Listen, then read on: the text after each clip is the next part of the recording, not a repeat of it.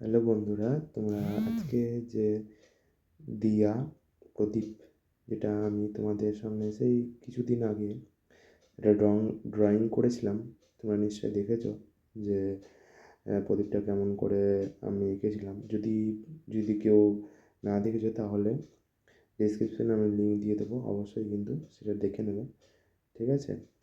আর দ্বিতীয় কথা হচ্ছে, তোমরা ভিডিও দেখছো কিন্তু কেউ লাইক কমেন্ট শেয়ার কেউ কিছু করছো না।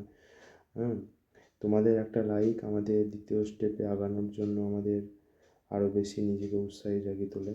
অবশ্যই তোমার লাইক কমেন্ট শেয়ার অবশ্যই করবে, আর পারলে পরে একটু শেয়ারও করে দেবে, ঠিক আছে? দেখো কীভাবে আমি একটা ড্রয়িং করছি।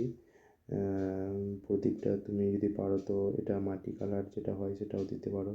আমার এটা মনে হলো সেটা আমি এই কালারেরটা দিলাম, কারণ একটু ইউনিক না হলে না মানে জিনিসটা একটু সুন্দর দেখায় না। তবে যাই হোক, মাটি কালারই দেখতে একটু খুব সুন্দর লাগে। যাই হোক, আমার কাছে এই কালারটা একটু বেস্ট লাগলো, সেই জন্য আমি দেখালাম।